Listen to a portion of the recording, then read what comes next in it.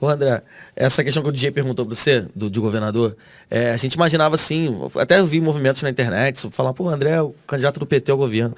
Como é que foi, teve algum acordo no partido pra você vir a Senado, no caso, ou apoiar o Freixo? Como é que foi isso? Não, o Lula me convocou para eu ser candidato ao Senado. E sabe como é que ele falou? Ele ponderando, falou, André, é muito importante ter governador, lógico, mas é mais importante ter senador, porque a gente vai precisar de parlamentares no Congresso, tanto o deputado federal como o Senado, para defender o nosso governo. Sim. O governador, a gente vai tratar institucionalmente, a gente vai se aproximar, o governador depende muito do presidente da República, mas o Senado não. Eu quero que você seja candidato ao Senado. Isso foi em junho do ano passado, na minha casa. Depois veio em fevereiro desse ano, quando numa reunião lá em São Paulo, eu, Gleisi, Lula, Benedita, Quaquá, Joãozinho, Lindbergh, a Gleisi coloca, presidente Lula, nós chamamos o Rio aqui, né, o PT do Rio, os representantes, porque amanhã nós temos aquela reunião que vamos fechar a aliança com o PSB. E aí ele falou, não, aqui o Rio, nós vamos dar o candidato ao Senado e o PSB vai dar o candidato ao governo. Eu sou soldado, entendeu? Sou soldado, então... Vocou, tô em campo.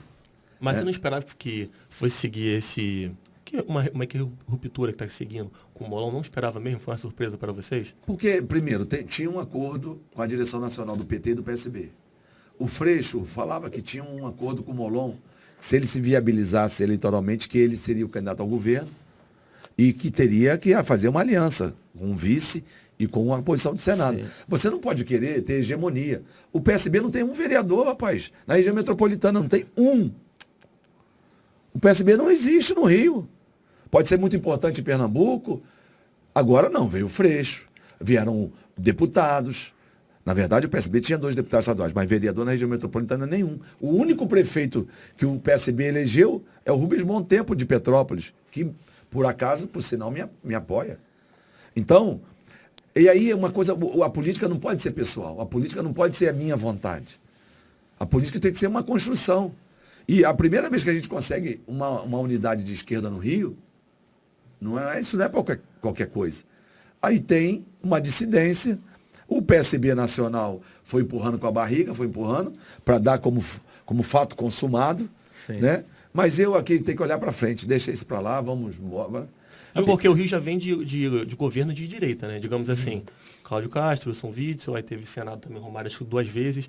Você acha que precisa mudar, realmente dar uma oportunidade para a esquerda? O que é importante? Importante é dizer que o Romário é senador há 8 anos. Poucas pessoas sabem disso. Isso, 8 anos. Segundo, o Rio de Janeiro tem 3 representações no Senado. As 3 representações são do PL, do partido do Bolsonaro. Os 3 senadores do Rio são senadores ligados ao bolsonarismo, ao Bolsonaro. Então, isso não é bom para a democracia. Eu estou me colocando como sendo um senador, que eu quero defender o Estado do Rio de Janeiro, a nossa Baixada, especial o governo do presidente Lula, mas é bom que a gente possa ter um contraponto, porque senão já não produzem nada em favor do Rio de Janeiro. Né? Tudo que o governo faz, eles concordam. Não pode ser assim. Né? Então, eu estou me colocando como candidato ao Senado a pedido do Lula, sou candidato para representar a nossa querida Baixada Fluminense, para representar o Estado do Rio de Janeiro, porque o Estado do Rio de Janeiro está sem representação no Senado. Você não vê nenhum senador fazendo a defesa do Rio. Você vê agora aí a propaganda, o Romário falando que trouxe 450 milhões de reais. É mentira. Ele conseguiu empenhar 113 milhões. Dos 113, só foram liberados 52 milhões. Se você entrar na transparência do Congresso, você vai ver. Não tem essa história de 400 milhões. Há 1 mês e meio atrás ele falava em 200, agora já virou 400. Né? E pior, nada contra o Romário. O Romário foi um artilheiro, fez muitos gols. Né? Como senador está devendo gol. Está devendo gol. E outra coisa, amigo, o senador precisa defender o Estado dele. A gente viu o Rio perdendo o Galeão, ninguém defendeu. A gente puxou pela Assembleia essa defesa do Estado.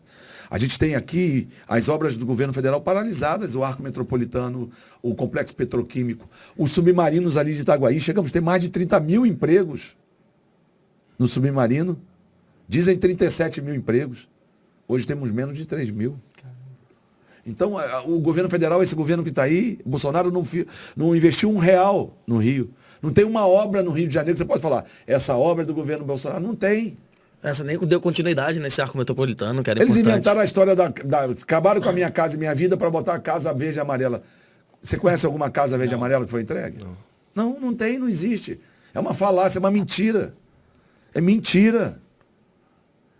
O eleitor, o último voto do eleitor, que ele decide é o Senado.